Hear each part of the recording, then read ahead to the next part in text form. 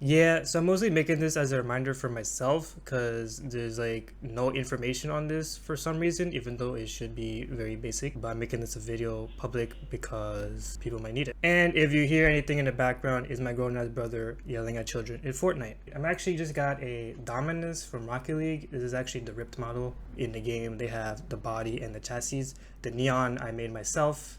Also, in this example, it's basically just underglow neon for the Dominus. This could be applied for so many effects on, different transparent objects. Neon is probably a horrible example to use here, but it demonstrates the point for this demo. So let me go here, press A, P, separate by material. And now we got three different ones. Which one is the neon? I'll hide these other two. Thanks, Windows. This is the plane. It's just a path with a modifier with a mirror on it. So what we're trying to do is just given a line of vertices like this, we just want to separate them evenly. How hard could that be, right? If I see here, I got the left ones. If I keep selecting more, you see they actually iterate. This one is the top one, this one is the bottom face. Now you can see that I also have these ones, and these ones. They're all using the same UV map. I have a UV1, which Rocket League also uses for its decal system, like universal decals. I'll show that later. I'm gonna turn off the sync up here so that it doesn't, mess with this. Let's say we have S0. They're all broken, they're all messed up, they're all somewhere, right? First of all, select all of them. Don't just do this. Like press A, trust me, you might have some anywhere else. Just do that. So you're gonna click reset right here. Now they're all occupied in the same space, and this doesn't really help us. So next, you're just gonna right click, you're gonna click follow active quads, and then it lines it up like this. We do still have where they are relatively. However, this is now rotated RX90 or 180 actually. So now we have it synced up properly. As you can see, we are trying to constrain it to this. This is the 0 to 1 area, and the way we're going to do this is we're going to count how many faces we actually have here, and we're going to divide by that amount of faces. For example, on Y we only have 2 faces, so I'm going to do SY 0.5 like that. Okay, now we just have to do the X. So on the X, let me count this. I have 28, so I'm going to do SX 1 over, and now you see there's a sneaky 1 there, don't let this fool you, backspace 28. Now, if I G to grab and move this here, now you may be saying, okay, well, I couldn't even get to this step because it didn't let me move it outside of the 0 to 1 range. You need to go up here and uncheck constrain to image bounds. Okay, so what I'm actually going to do now is I am going to do that. So I will constrain this to the image bounds. So I will now do that, and if I G to grab, it locks in. Now we're going to left click, and now we apply it. Now, you're going to still have some sneaky rounding errors, and I'm going to show on the screen right now what that looks like. And we could do this in the shader, just clamp between 0 and 1 at every single operation you do. However, anything you can do in the shader that can be baked should be baked. Doing that is not enough for some reason, because these ones might be like 0.000001 outside or something like that. So basically we're just going to grab these. We're going to G to grab and then G to grab like that. We're just going to do that just so we can, make sure that everything is within 0 to 1. Now for you, that might be good enough. So as you can see, we're lined up like this. It's working. They look evenly spaced. Everything's great. This is in 0. This is exactly at 0.5, which is really good for these shader effects. And that's why I have 2 vertically on each segment, basically. It's very good for the shader to do that.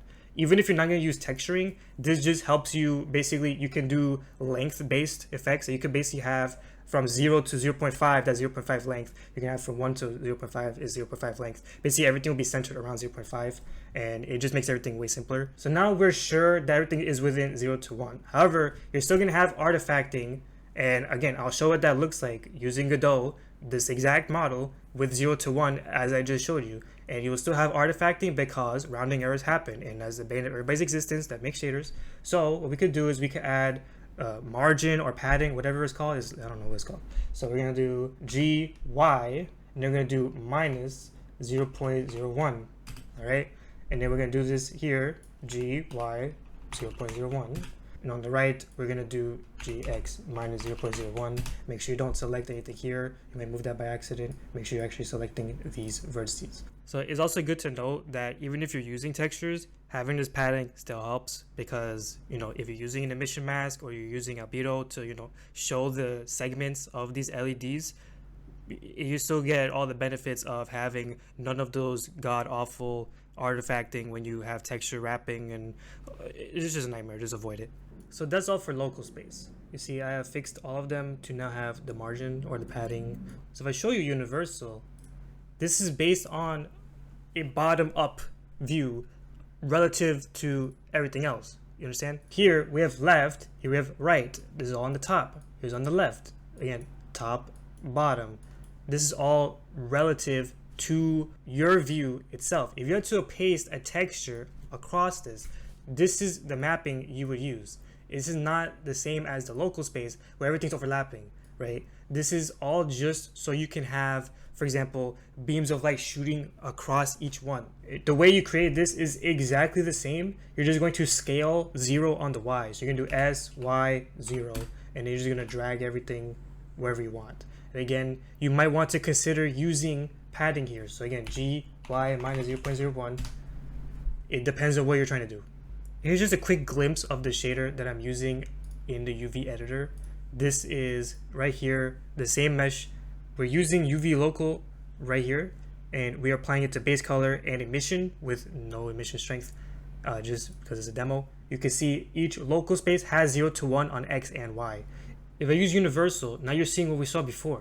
And this is because this is on, you know, the texture plane, basically. So what I'm gonna do is I'm gonna bring back these objects, go to object mode, A, Control J to join. You can rename this if you want. Now I'm noting here, the neon is now 0 because I had it selected, I think. So we're gonna do 0, 1, and 2 in Godot when we apply the materials. And just so it's not confusing, I'm gonna show the export settings. So I'm gonna include everything because it doesn't matter. Data, we're just gonna have the mesh, the UVs and normals. Materials, I could create placeholders, which is for Godot again. Nothing else really matters here. I don't have any animations or anything like that.